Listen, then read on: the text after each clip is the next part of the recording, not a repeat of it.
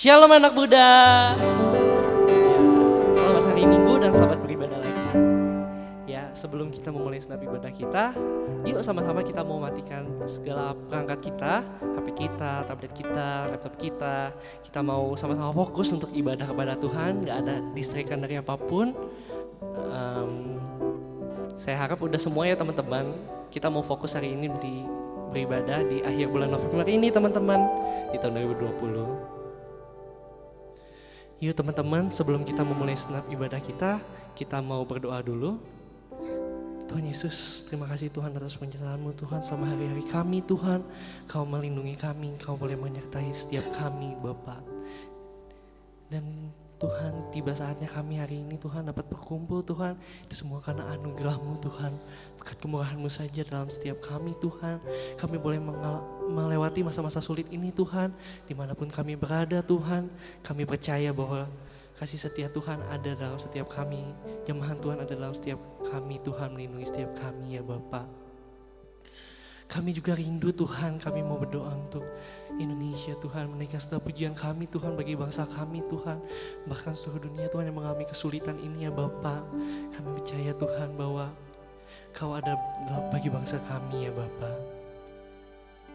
Kami mau naikkan satu pujian, doa kami.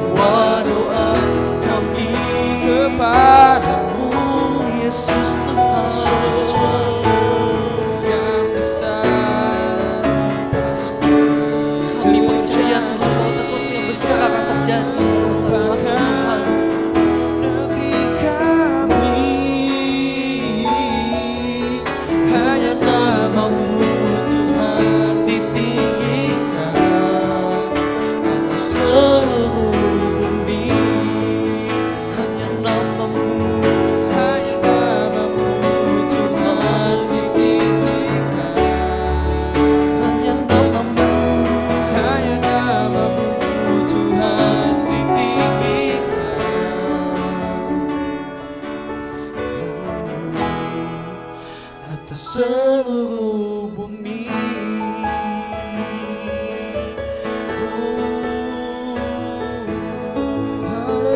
Kami percaya Tuhan, kami berkumpul Tuhan, dimanapun kami berada Tuhan, kami mau meninggikan Tuhan, kami mau menyembah Engkau Tuhan, menaikkan senam pujian kami, penyembahan kami Tuhan kepadamu Tuhan. Kami mau bersyukur Tuhan, kami ada bagaimana kami ada hari ini Tuhan, semua karena penyertaan Tuhan kamu atas kami.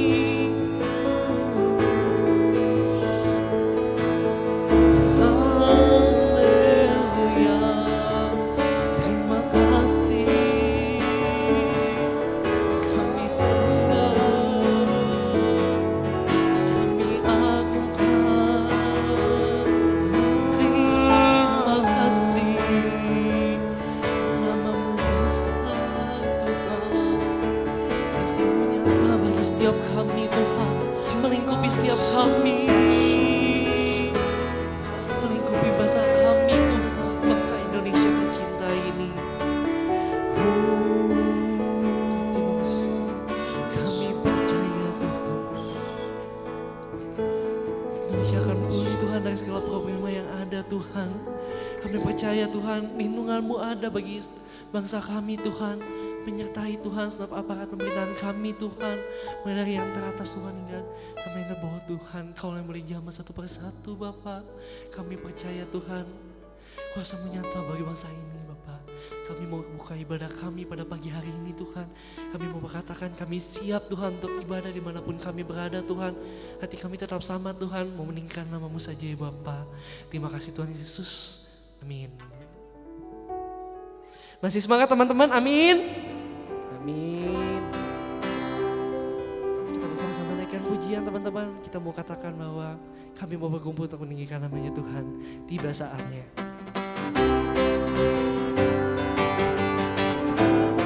Yuk dengan sukacita kita mau nyanyikan lagu ini teman-teman. Gak ada yang cemberut-cemberut lagi, gak ada yang gak semangat lagi. Kita mau semangat dimanapun kita beribadah teman-teman.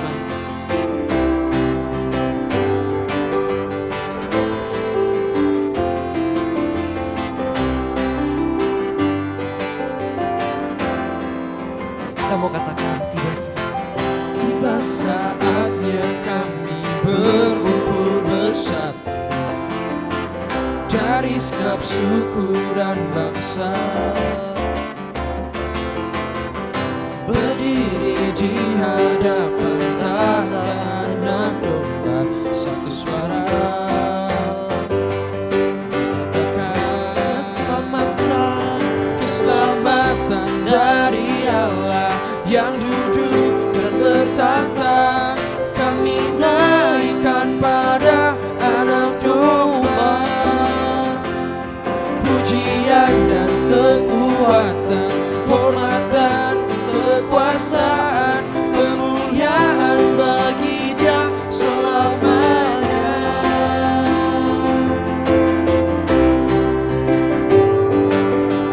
Kita mau lagi pujian ini teman-teman, dengan sukacita, dengan semangat. Kita mau meninggikan nama Tuhan kita. Kita mau katakan tiba saatnya kami berkumpul bersatu dari setiap suku dan bangsa, berdiri di hadapan tahta Anak Domba, berdiri di hadapan tahta Anak Domba, satu suara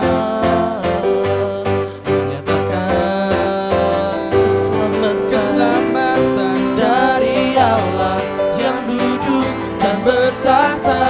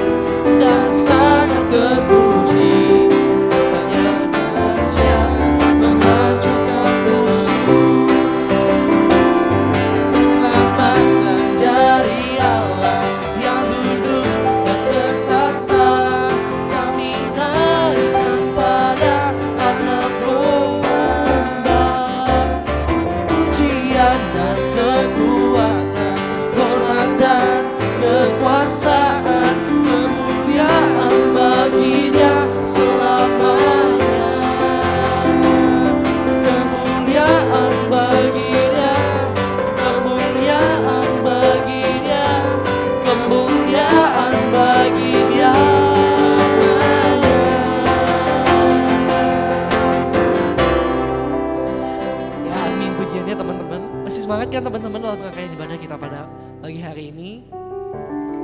Saya percaya setiap kita dimanapun kita berada, kita percaya bahwa kita punya Tuhan yang besar yang melindungi setiap kita dari segala apapun hadangan yang kita hadapi. Mungkin makin hari makin berat teman-teman, gak ada yang makin hari makin mudah. Tapi kami percaya, kita percaya bahwa kita punya Tuhan yang besar. Kita mau mengamini pujian ini, kita mau menaikkan pujian Tuhan yang besar.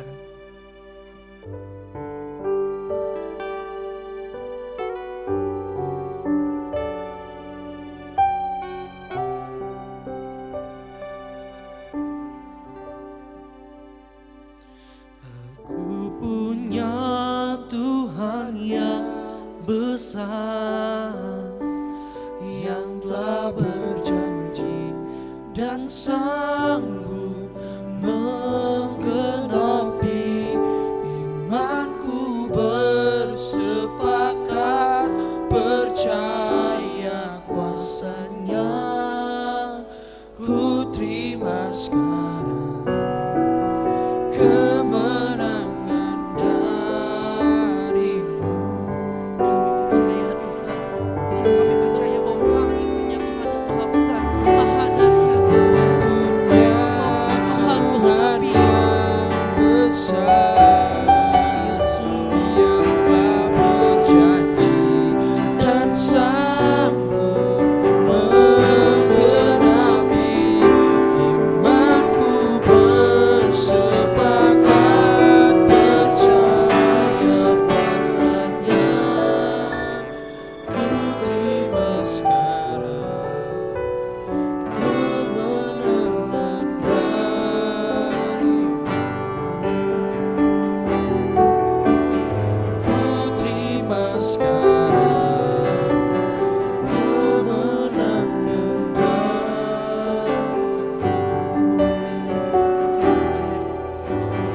Ku terima sekarang Ya Tuhan, kami mau terima kemenangan darimu Tuhan.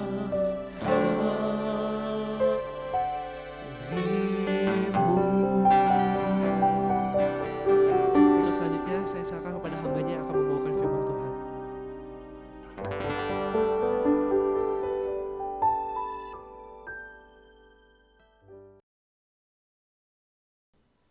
Shalom, saudara-saudaraku. Sebelum kita dengar firman Tuhan, kita mau berdoa untuk kebenaran firman Tuhan. Bapa, kami datang kepadamu. Kami bersyukur kalau pada hari ini kembali kami boleh mendengar kebenaran firman-Mu, beribadat walaupun kami lakukan secara online. Mari Tuhan, biarlah berkat Tuhan kami boleh alami melalui ibadat ini. Kehadiran berkat Tuhan melalui pujian, melalui kebenaran firman-Mu memberkati kami. Berbicara kepada kami Tuhan supaya hidup kami semakin boleh menyukakan hati Tuhan. Urapi hamba-Mu, di dalam nama Tuhan Yesus kami berdoa. Amin. Hari ini melalui kebenaran firman Tuhan kita mau belajar dari seorang yang diceritakan di dalam Alkitab. Orang ini adalah orang yang sederhana. Bukan hanya seorang yang sederhana, tetapi juga dia juga seorang yang cacat fisiknya. Dan juga bukan hanya punya cacat fisik, dia juga punya jiwa yang tidak sehat, karakter yang tidak terpuji. Karena sejak masih kecil dia memang tidak mengalami yang namanya kasih dan perlindungan dari kedua orang tuanya, karena kedua orang tuanya sudah meninggal. Sejak masih kecil dia harus hidup bersembunyi, dia harus hidup dalam ketakutan karena diancam oleh musuh daripada orang tuanya. Nah, kondisi seperti ini membuat akhirnya jiwanya tidak sehat, menjadi orang yang tidak mudah percaya kepada orang lain, menjadi orang yang curiga, tidak bersahabat, pemarah, dan menjadi orang yang pendendam. Nah, kemudian kita melihat bahwa ketika kasih ya dia alami dari seseorang membuat akhirnya orang ini kemudian menjadi sehat ya secara jiwanya, karakternya dipulihkan karena dia mengalami kasih yang besar. Nah, hari ini firman Tuhan saya akan memberi tema yaitu kasih yang mengubahkan. Kita lihat dalam 2 Samuel pasal 9 ayat 1 sampai yang ke-8. Demikian, berkatalah Daud, masih adakah orang yang tinggal dari keluarga Saul? Maka aku akan menunjukkan kasihku kepadanya oleh karena Yonatan. Adapun keluarga Saul mempunyai seorang hamba yang bernama Ziba. Ia dipanggil menghadap Daud, lalu raja bertanya kepadanya, engkaukah Ziba? Jawabnya, hamba tuanku. Kemudian berkata raja, tidak adakah lagi orang yang tinggal dari keluarga Saul? Aku hendak menunjukkan kepadanya kasih yang dari Allah. Lalu berkatalah Ziba kepada raja, masih ada seorang anak laki-laki, Yonatan, yang cacat kakinya. Tanya raja kepadanya, di manakah ia? Jawab Ziba kepada raja, dia ada di rumah Makir bin Amiel di Rodebar. Sesudah itu Raja Daud menyuruh mengambil dia dari rumah Makir bin Amiel dari Rodebar. Dan Mephiboset bin Yonatan bin Saul masuk menghadap Daud. Ia sujud dan menyembah. Kata Daud, Mephiboset. Jawabnya, inilah hamba tuanku. Kemudian berkatalah Daud kepadanya, jangan takut, sebab aku pasti akan menunjukkan kasihku kepadamu oleh karena Yonatan ayahmu. Aku akan mengembalikan kepadamu segala ladang Saul, nenekmu, dan engkau akan tetap makan sehidangan dengan aku. Lalu sujudlah Mephiboset dan berkata, apakah hambamu ini sehingga engkau menghiraukan anjing mati seperti aku? Setelah Daud menjadi raja atas seluruh Israel, dan setelah juga Daud memenangkan pertempurannya dengan orang-orang Filistin dan juga orang-orang Moab dan juga bangsa atau suku-suku bangsa yang lain, maka Daud mulai memerintah kepada bangsa itu dengan menegakkan kebenaran dan keadilan bagi bangsa itu. Dan ketika masa-masa tenang, tidak ada peperangan yang terjadi di negeri itu, Daud mulai teringat akan sahabatnya Yonatan. Dia pernah berjanji untuk menjaga, untuk melindungi daripada keluarga daripada Yonatan. Nah, sebab itu kemudian dia berkata dan bertanya kepada orang-orang di istana, masih adakah keturunan daripada Raja Saul? Lalu mereka mendapat informasi ada seorang hamba Saul yang bernama Ziba. Dan kemudian Ziba itu dipanggil, dan melalui Ziba ini ditanya, masih adakah keturunan dari Raja Saul? Karena Daud berkata dia akan memberikan kasih kepada keluarga ini. Dan akhirnya Ziba berkata masih ada, bahwa orang itu tinggal di rumah Makir bin Amil, dan dia ada tinggal di daerah Rodebar. Nah, dikatakan kemudian Daud memerintahkan supaya orang ini, anak ini dibawa ke istana. Lalu dikatakan Mephiboset bin Yonatan bin Saul, ketika dia disuruh untuk masuk ke istana, dia tidak merasa bangga, dia tidak merasa senang, tetapi dia merasa ketakutan. Karena selama ini dia tahu bahwa kakeknya Saul sudah berbuat jahat kepada Raja Daud, hendak membinasakannya. Dia pikir saat ini dia akan mendapat hukuman balasan dari Raja Daud. Nah, sebab itu ketika dia masuk, dia merasa sangat ketakutan dan tergetar tubuhnya. Dia sujud, dan ketika itu Daud melihat, Daud berkata supaya jangan takut karena aku hari ini akan memberikan kasihmu kepadamu karena ayahmu Yonatan. Dan Daud berkata bahwa mengembalikan seluruh kekayaan daripada Saul dan juga neneknya diberikan kepada Mephiboset. Dan dikatakan bahwa bukan hanya harta kekayaan ladangnya diberikan, tetapi juga Mephiboset untuk tinggal di Yerusalem, tinggal dalam kerajaan, sehidangan dengan raja. Nah, tentu peristiwa ini, saudaraku, membuat Mephiboset merasa begitu heran dan tidak pernah bermimpi Dia pikir bahwa dia akan dihukum, dia akan mungkin dibunuh untuk dengan kesalahan dan perbuatan dari kakeknya Raja Saul. Tetapi saat ini dia melihat bahwa Daud menyambut dia begitu rupa. Bahkan memberikan hak-haknya, mengembalikan, memberkati dia dengan memberikan ladang. Bahkan dia diangkat sebagai keluarga kerajaan daripada Daud. Sebab itu dia berkata kepada raja, apakah aku ini, ya, sehingga engkau pedulikan anjing yang mati seperti aku seperti ini. Nah, kita melihat bagaimana dia merasa harga dirinya memang merasa betul-betul tidak layak. Dia menganggap sebagai anjing, dan anjing yang mati yang sudah tidak berharga, tetapi diterima oleh Daud.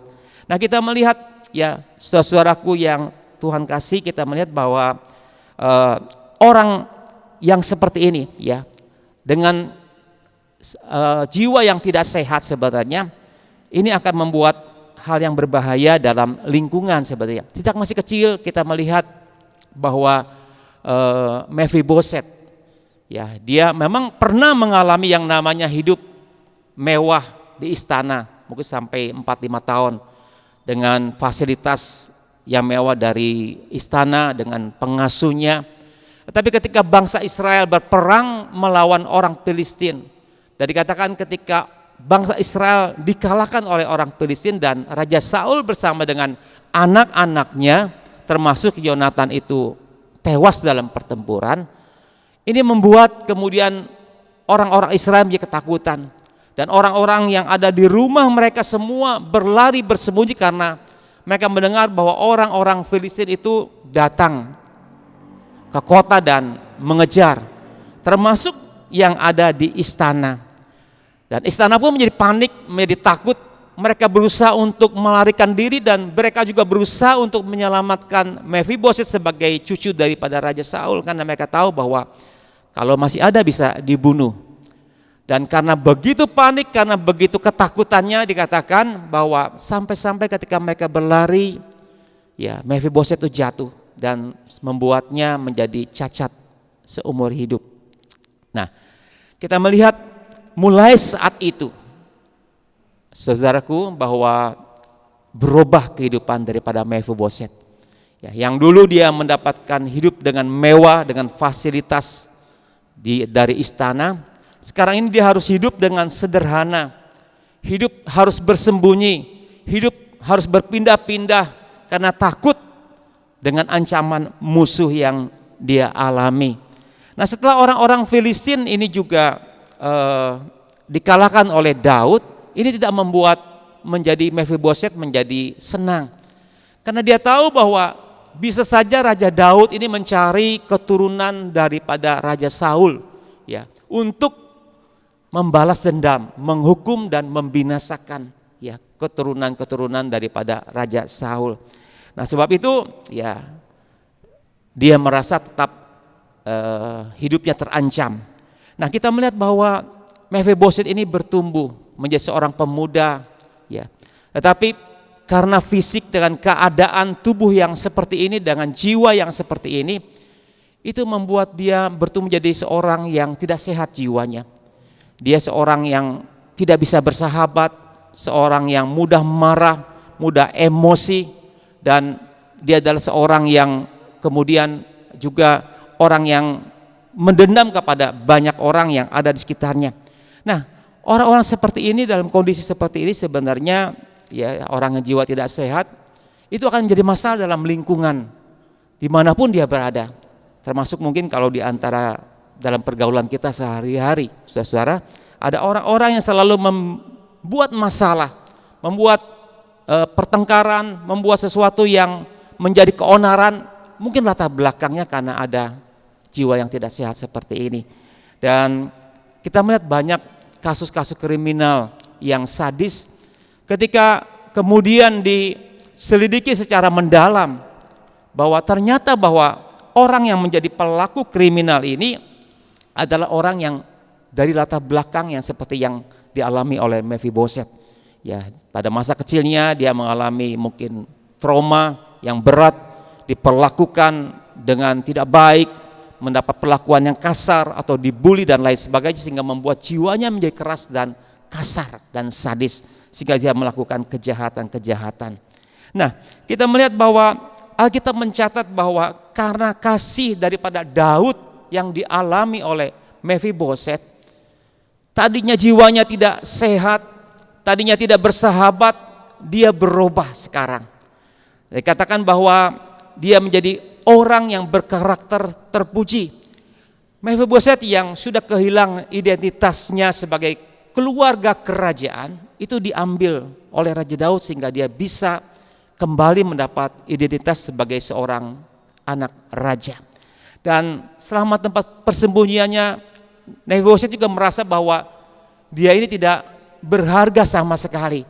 Tetapi kemudian setelah dia juga diterima oleh Daud, kembali dia mendapatkan harga diri yang dia miliki. Nah, rasa aman, rasa damai yang selama ini hilang dalam hidupnya, itu karena dia harus bersembunyi dan dia ketakutan karena ancaman musuh. Sekarang ini dia diampuni oleh Daud dan dia diterima, sehingga rasa aman dan rasa damai sejahtera itu dia alami sepenuhnya. Orang tua yang tidak ada, sekarang ini Daud sudah menjadi mungkin figur seorang bapa bagi dia. Nah, dengan kondisi yang dia alami ini, sekali lagi membuat hidupnya berubah. Jiwanya menjadi sehat, karakternya berubah. Nah, itu dibuktikan di dalam Alkitab. Ya, kalau kita baca selanjutnya, saudara-saudara, Alkitab mencatat bahwa Mephiboset diubahkan walaupun diperlakukan tidak adil. Nah, ketika Daud harus pergi meninggalkan Yerusalem, dia harus menyingkir karena anaknya Absalom pada waktu itu hendak merebut ya tahta kerajaannya. Dikatakan pada waktu dalam perjalanan menyingkirnya Raja Daud, Ziba itu ya hamba Mephiboset, dia ini kemudian mengejar dan menemui Daud dan memberikan makanan-makanan. Nah, kita bisa baca saja dalam 2 Samuel pasal yang ke-16 ayat yang 1 sampai yang ke-4. Demikian. Ketika Daud baru saja melewati puncak, datanglah Ziba hamba Mephiboset mendapatkan dia membawa sepasang keledai yang berpelana dengan muatan 200 ketul roti, 100 buah kue kismis, 100 buah-buahan musim panas, dan sebuyung anggur. Lalu bertanyalah raja kepada Ziba, apakah maksudmu dengan semuanya ini? Jawab Ziba, keledai-keledai ini bagi keluarga raja untuk ditunggangi. Roti dan buah-buahan ini bagi orang-orangmu untuk dimakan. Dan anggur ini untuk diminum di padang gurun oleh orang-orang yang sudah lelah. Kemudian bertanyalah raja, di manakah anak tuanmu? Jawab Ziba kepada raja, ia ada di Yerusalem. Sebab katanya pada hari ini kaum Israel akan mengembalikan kepadaku kerajaan ayahku. Lalu berkatalah raja kepada Ziba, kalau begitu kepunyaanmu lah segala kepunyaan Mephiboset. Kata Ziba, aku tunduk, biarlah kiranya aku tetap mendapatkan kasih di matamu ya tuanku raja. Jadi kita melihat bahwa di sini Ziba memang rupanya seorang hamba daripada Saul yang tidak baik. Ya, kita melihat setelah Saul tewas atau binasa, harta ladang itu dikuasai oleh Ziba. Dan dikatakan dalam Alkitab sampai-sampai dia punya 20 hamba. Tetapi ketika Mephiboset kembali, kemudian Mephiboset diberikan haknya kembali oleh raja, ladang-ladang yang sudah dikuasai oleh Ziba itu dikembalikan lagi. Ya, bahkan dikatakan bahwa Ziba ini menjadi hamba daripada Mephiboset. Nah, tentu kondisi ini menjadi tidak nyaman, tidak senang. Tadi sudah makmur, sudah diberkati melalui ladang sampai punya hamba yang 20 orang ini. Sekarang dia menjadi hamba lagi. Bab itu tentu ada keinginan, ya keinginan jahat supaya dia bisa menguasai. Dengan cara dia mencari hati ataupun mendekati Daud. Dan dia kemudian bukan hanya memfitnah juga dia. Ya, bagaimana dikatakan bahwa Mephibosheth ada di Yerusalem dan berkata katanya bahwa kaum Israel akan mengembalikan kerajaan ya daripada ayahku. Seolah-olah dia ingin menjadi raja. Dan tentu kita melihat bahwa apa yang dikatakan ini kemudian membuat Daud menjadi sangat kesal ya, sehingga dia berkata bahwa milik daripada Mephibosheth ini menjadi milikmu. Ya, tentu ini menjadi satu hal yang menggembirakan bagi Ziba. Nah, kita melihat bahwa Ziba ini memang ya seorang hamba yang tidak baik. Kita melihat bagaimana selama ini Mephibosheth hidup dalam kesederhanaan, tetapi dia tidak pernah mencarinya. Dia hidup dengan kemewahan, dengan ladang yang dia miliki. Nah, kita lihat lagi selanjutnya dalam 2 Samuel pasal yang ke-19 ayat 24 sampai yang ke-30. Dikatakan demikian, Mephibosheth menyongsong raja. Juga Mephibosheth bin Saul menyongsong raja, ia tidak membersihkan kakinya dan tidak memelihara janggutnya, dan pakaiannya tidak dicucinya sejak raja pergi sampai hari ia pulang dengan selamat. Ketika ia dari Yerusalem menyongsong raja, bertanyalah raja kepadanya, "Mengapa engkau tidak pergi bersama-sama dengan aku, Mephibosheth?" Jawabnya, "Ya tuanku raja, aku ditipu hambaku, sebab hambamu ini berkata kepadanya, pelanailah keledai bagiku, supaya aku menungganginya dan pergi bersama-sama dengan raja. Sebab hambamu ini timpang, ia telah memfitnah hambamu ini kepada tuanku raja. Tetapi tuanku raja adalah seperti malaikat Allah, sebab itu perbuatlah apa yang tuanku pandang baik. Walaupun seluruh kaum keluargaku tidak lain dari orang-orang yang patut dihukum mati oleh tuanku raja, tuanku telah mengangkat hambamu ini di antara orang-orang yang menerima rezeki dari istanamu. Apakah hakku lagi dan untuk apa aku mengadakan tuntutan lagi kepada raja?" Tetapi raja berkata kepadanya, "Apa gunanya engkau berkata-kata tentang hal itu, halmu? Aku telah memutuskan engkau dan Ziba harus berbagi ladang itu." Lalu berkatalah Mephibosheth kepada raja, "Biarlah ia mengambil semuanya, sebab tuanku raja sudah pulang dengan selamat." Nah, kalau kita baca di sini tentang apa yang terjadi, tentu saudara-saudara bisa mengerti bagaimana karakter jiwa daripada Mephibosheth yang sudah dipulihkan. Ya. Nah, Mephibosheth menyongsong, dikatakan ketika Daud pulang setelah berperang melawan Absalom dan pasukannya bisa mengalahkan Absalom. Dan ketika bertemu, Daud bertanya, "Mengapa engkau tidak pergi bersama-samaku, Mephibosheth?" dengan suara yang ketus dan marah. Mephibosheth coba untuk menerangkan, menjelaskan seperti apa yang kita baca bahwa hamba itu Ziba menipu dia, meninggalkan dia. Dan kita tahu bahwa Ziba pergi sendiri membawa bahkan bekal-bekal seperti itu. Dan bahkan mungkin Mephibosheth mengetahui bahwa Ziba memfitnah dia tentang apa yang dikatakan bahwa dia ingin merebut. Tetapi kemudian juga Mephibosheth tidak terlalu ngotot untuk membela dirinya. Dia bahkan berkata, "Raja itu seperti malaikat, jadi lakukan apa yang menurut raja baik." Sebab dikatakan bagi Mephibosheth, tindakan raja menerima dia, mengampuni dia, mengangkat dia sebagai warga kerajaan, itu sudah terlalu cukup ya bagi dia. Itu merupakan satu kebahagiaan, merupakan satu anugerah yang dia terima. Yang seharusnya bagi dia dan kaumnya itu harusnya dibunuh, yang harusnya dihukum sesuai setimpal dengan perbuatannya. Tetapi raja telah menerimanya dengan baik. Jadi dia sama sekali tidak mau membela diri. Apalagi menyalahkan Daud, merasa tidak adil atau diperlakukan tidak adil. Nah, seharusnya saudara-saudara hidup kita demikian. Ya, kita mengalami kasih yang besar dari Tuhan. Begitu besar. Ya. Bagaimana dia telah mati bagi kita. Ya, disalib menebus dosa-dosa kita. Bagaimana dia rela, ya, sebelum sampai ke salib itu, dia ditendang, dia diludahi, dipukul, dia harus menanggung beban yang sangat berat dari salib itu. Tetapi karena kasihnya kepada kita, dia rela lakukan itu. Dan kasih itu bisa kita rasakan sampai saat ini dalam hidup kita. Bagaimana ketika kita memerlukan pertolongannya, Tuhan selalu menolong. Dia menyembuhkan, dia menghibur, dia membela, dia melindungi kita dalam hidup kita sehari-hari. Ya, kasih itulah yang seharusnya membuat ketika kita hidup, mungkin ada sesuatu yang merasa kita ini tidak adil yang kita terima dalam hidup ini. Ada masalah, ada persoalan. Jangan sekali-kali kita menyalahkan Tuhan.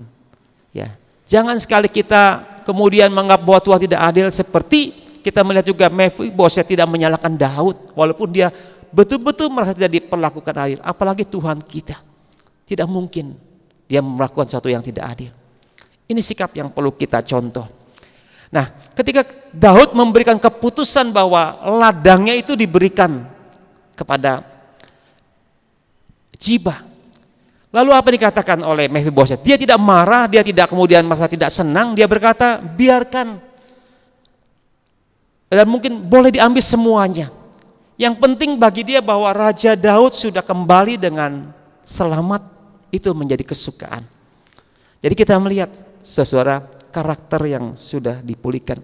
Bahkan di dalam ayat 24 dikatakan bahwa bagaimana selama Daud pergi, dikatakan Ziba ini tidak membersihkan kakinya, ya, kemudian tidak memelihara jenggot, pakaiannya tidak dicuci sejak raja pergi sampai ia pulang dengan selamat. Sebagai tanda duka, sebagai tanda prihatin, sebagaimana doanya. Bagaimana kasih yang besar ini ditunjukkan oleh Mephiboset kepada Daud. Nah, luar biasa. Nah, kasih membuat ya Mephiboset seorang yang selalu membela diri, yang mendendam, yang mungkin tidak bisa menerima diperlakukan tidak adil.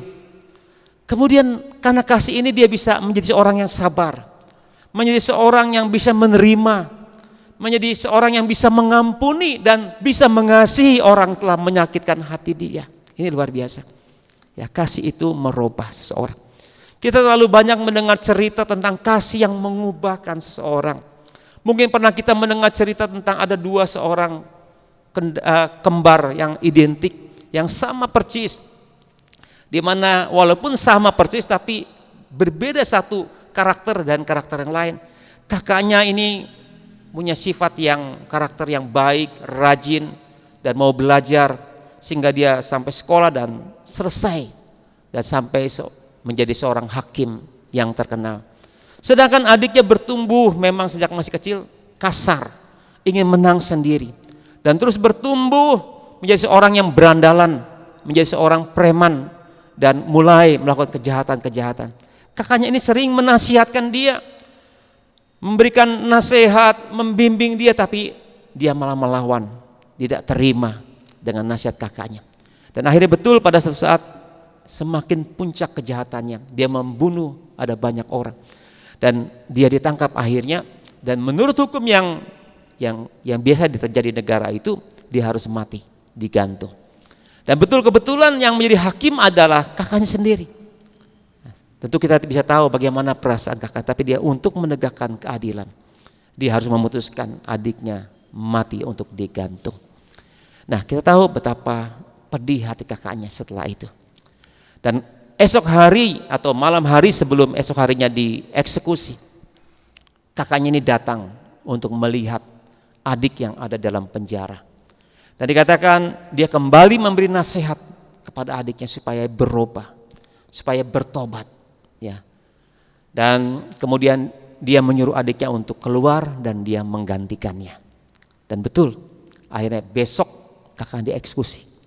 Adik yang melihat kasih yang besar yang mau berkorban bagi dia, ya, ini membuat hatinya hancur. Kemudian dia menangis, dia mulai berjanji. Karena perbuatannya ini ya dia melihat kakaknya menjadi korban. Dan dia berjanji untuk hidup benar. Dan betul akhirnya dia hidup benar karena kasih daripada kakaknya. Nah, kita melihat bahwa kasih Kristus itu lebih besar dari kasih Daud. Ya, kasih Kristus itu lebih besar daripada kakak yang kembar. Dia yang tidak berdosa, menjadi berdosa karena kita. Dia rela datang ke dalam dunia ini untuk menebus kita supaya kita ini tidak dihukum. Walaupun kita memberontak, walaupun kita melawan kepada Dia. Dan kita lihat bahwa ketika Dia disalib, seperti saya katakan bahwa tidak mudah sebagai manusia. Biasa ya, juga sebagai Allah. Kita tahu bahwa Dia juga mengalami kelemahan-kelemahan bagaimana ketika Dia harus naik ke Bukit Golgota. Berapa kali Dia ditendang, berapa kali Dia dipukul, berapa kali Dia dicambuk, sehingga Dia kelelahan dan harus dibantu dengan orang-orang lain untuk membawanya. Dan semua dilakukan karena Dia mengasihi saudara dan saya. Ya, kita orang berdosa. Kita adalah orang yang cemar, tetapi oleh karena kasih itu kita diselamatkan. Nah, seharusnya karena kasih itu seharusnya mengubah hidup kita. Saudara-saudara, sebagai orang Kristen, sebagai anak Tuhan adalah ciptaan baru. Ya, yang lama sudah berlalu dan sesungguhnya yang baru ini sudah datang. Hidup kita yang lama sebagai orang yang serakah, seorang pemarah, seorang pendusta, seorang yang mencintai dosa, yang juga menginginkan hawa nafsu daging, kecemaran, kecabulan, dan hawa nafsu yang kotor yang ada pada waktu manusia lama kita. Nah, ketika kita mengalami kasih Kristus, hendaklah ya, karakter itu, ya, sifat itu berubah menjadi manusia baru. Dan Roh Kudus ada di dalam hati kita. Ya. Ketika Kristus naik ke surga, dikatakan Roh Kudus, Dia tinggal dalam hati kita, menolong kita. Dan tugas Roh Kudus yaitu ya, membentuk kita, mengadakan pembaharuan budi supaya kita semakin hari semakin sempurna. Dia membimbing kita kepada kebenaran firman. Dia juga mematikan tentang kedagingan sehingga kita bisa hidup sebenarnya sebagai manusia baru. Nah, hari ini kita mendengar kisah yang sederhana dari Mephiboset. Seorang yang jiwanya tidak sehat. Seorang yang punya karakter tidak terpuji. Manusia lama yang dia alami. Tetapi ketika dia mendapat kasih daripada Daud, dia berubah. Karakternya diubahkan. Dan saya berharap kita sebagai anak Tuhan, ya, hari ini kita introspeksi. Apakah karakter kita sudah menjadi manusia baru? Dan biarlah firman Tuhan hari ini ya boleh memberkati kita. Amin. Kita akan naikkan sebuah pujian. Ya. Tak terbatas.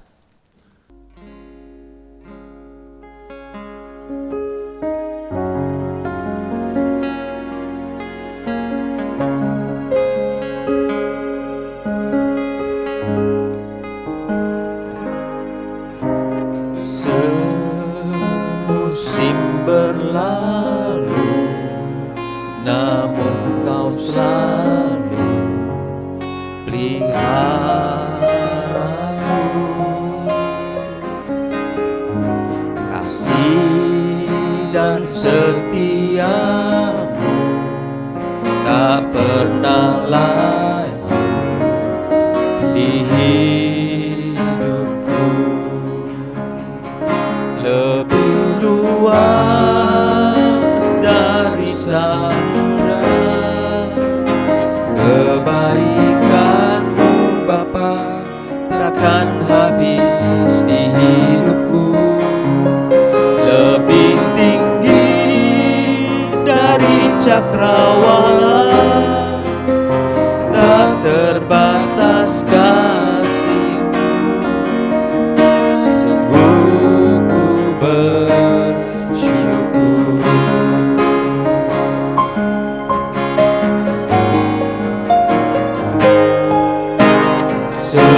Semusim berlalu, namun Kau selalu pelihara aku.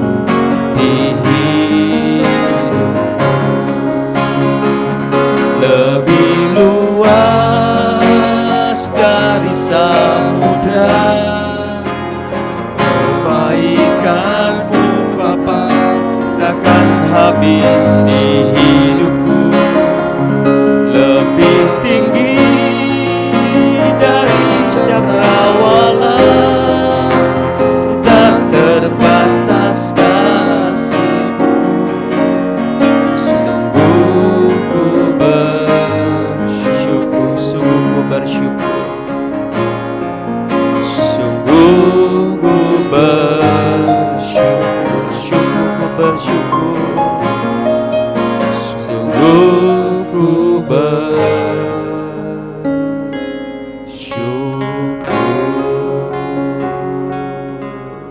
Terpujilah namamu Tuhan. Hari ini kami boleh mendengar bahwa kasih seseorang mengubah hidup orang yang sakit, jiwa yang sakit Tuhan.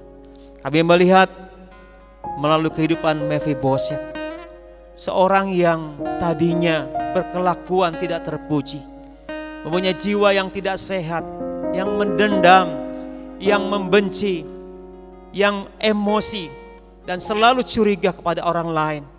Tetapi ketika kasih daripada Raja Daud, dia boleh alami bagaimana dia bisa menerima di perlakuan tidak baik, bagaimana dia bisa mengampuni, bagaimana juga dia bisa mengasihi orang yang telah melakukan hal-hal yang tidak adil. Hari ini juga Tuhan, ini belajar bagi kami. Kasih Tuhan begitu besar bagi kami. Engkau telah mati bagi kami. Engkau rela berkorban bagi kami. Dan sampai saat ini kami merasakan kasih-Mu yang besar. Engkau menolong, mengadakan mujizat, perlindungan, memberi kesehatan dan berkat-berkat yang luar biasa. Biarlah kasih-Mu yang kami alami, yang kami dapatkan itu Tuhan, merubah ada hal-hal yang tidak benar, pribadi-pribadi yang tidak benar Tuhan, karakter-karakter yang salah Tuhan, sehingga kami boleh menjadi mempunyai karakter Kristus dalam hidup kami. Tuhan, bentuk saudara kami yang mendengar. Roh Kudus mampukan kami. Roh Kudus bentuk kami, mengadakan pembaharuan budi Tuhan dalam hidup kami, supaya semakin hari kami semakin sempurna seperti Kristus. Biarlah Tuhan juga menuntun kami kepada jalan kebenaran sebagai orang percaya. Dan Roh Kudus juga mematikan keinginan-keinginan daging kami, kecemaran, kekotoran dengan dunia yang semakin kotor ini. Kami tidak mampu berjalan sendiri. Roh Kudus, biarlah Tuhan sendiri melalui Roh Kudus membentuk kami. Terima kasih. Dalam nama Tuhan Yesus kami berdoa. Haleluya. Amin. Tuhan berkati.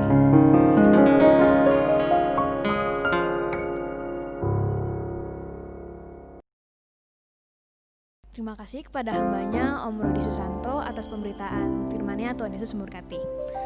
Saya mau menyapa sekali lagi ke teman-teman. Shalom teman-teman. Semoga masih semangat ya teman-teman. Tadi kita udah memuji memuliakan nama Tuhan. Kita juga sudah mendengarkan firman Tuhan dari Om Rudi Susanto yang menceritakan tentang Mephiboset yang diubahkan karena kasih Raja Daud. Dan selanjutnya di penghujung ibadah kita pada hari ini saya akan menyampaikan warta.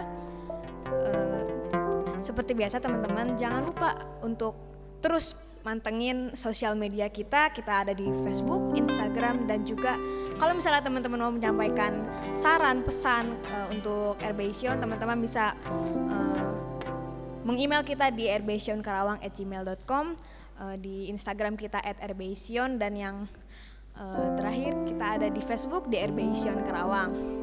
Nah, dan selanjutnya kalau misalnya teman-teman memiliki kerinduan untuk memberikan persembahan untuk membangun gereja Tuhan, teman-teman bisa mentransfer ke nomor rekening yang tertera di layar. Teman-teman perhatikan kode transfer. Untuk remaja dan pemuda kode transfernya berbeda. Kalau untuk remaja kode transfernya adalah 001 dan untuk pemuda adalah 002. Sekian teman-teman untuk warta pada hari ini. Kita akan menutup ibadah kita. Kita mau mengucap syukur kepada Tuhan. Kita mau mengucapkan terima kasih kepada Tuhan karena kasih anugerahnya, karena kasihnya kita ada, karena kasihnya kita masih bisa hidup sampai hari ini. Kita mau menaikkan suatu pujian. Katakan ku ada sebab anugerah-Mu Tuhan.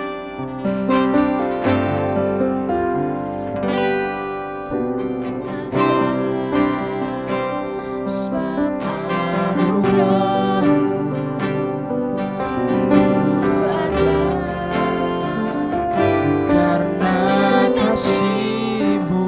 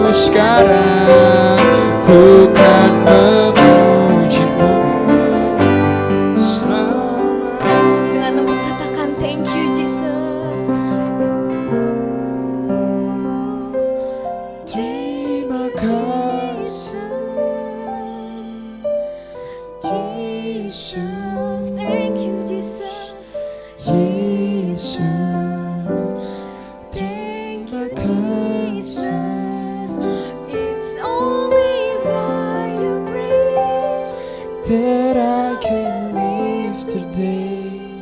Forever I will praise your name. Katakan forever I will praise. Forever I will praise your name. Forever I will praise your name. Kasih Tuhan, terima kasih Bapa atas penyertaan-Mu Tuhan, atas kasih anugerah-Mu Tuhan ya Bapa. Kami sudah melaksanakan ibadah kami Tuhan dari awal, pertengahan hingga akhirnya. Kami sudah memuji dan memuliakan nama-Mu ya Tuhan ya Bapa. Kiranya apapun Tuhan, pujian kami Tuhan dapat menjadi dupa yang harum di hadapan-Mu ya Tuhan ya Bapa. Dan juga ya Tuhan ya Bapa, kami mau berdoa Tuhan untuk hamba-Mu Tuhan yang sudah menyampaikan firman Tuhan. Kiranya Engkau menyertai Tuhan Om Rudi Susanto Tuhan, untuk kesehatannya Tuhan ya Bapa, untuk mata pencaharian dan usahanya, untuk keluarganya ya Tuhan ya Bapa. Kiranya Engkau memberi kelimpahan atas Om Rudi Susanto ya Tuhan ya Bapa. Ya Tuhan ya Bapa, kami tahan intinya Tuhan, berdoa Tuhan untuk keberadaan negara-Mu ini ya Tuhan ya Bapa. Ya Tuhan ya Bapa, kami sudah rindu Tuhan, kami ingin Tuhan untuk berkumpul lagi Tuhan di rumah-Mu Tuhan bersama saudara-saudara seiman kami ya Tuhan ya Bapa. Jika Engkau menghendaki Tuhan, jika Engkau mengizinkan ya Tuhan ya Bapa, kiranya Engkau segera menghentikan pandemi ini Tuhan ya Bapa, karena kami sangat rindu Tuhan untuk menjalankan kehidupan kami seperti biasa ya Tuhan ya Bapa. Ya Tuhan ya Bapa, kiranya Engkau juga menyertai Tuhan apa yang akan kami lakukan selanjutnya Tuhan setelah kami melakukan ibadah ini, dan kiranya Engkau menyertai kami Tuhan selama seminggu ke depan ya Tuhan ya Bapa. Jadikan kami berkat dimanapun kami berada, jadikan kami terang-Mu Tuhan dimanapun kami berada. Terima kasih Tuhan, terima kasih Bapa. Kami tutup ibadah ini dalam nama Tuhan Yesus Kristus. Kami sudah berdoa dan mengucap syukur. Haleluya, amin. Happy Sunday teman-teman, Tuhan Yesus memberkati.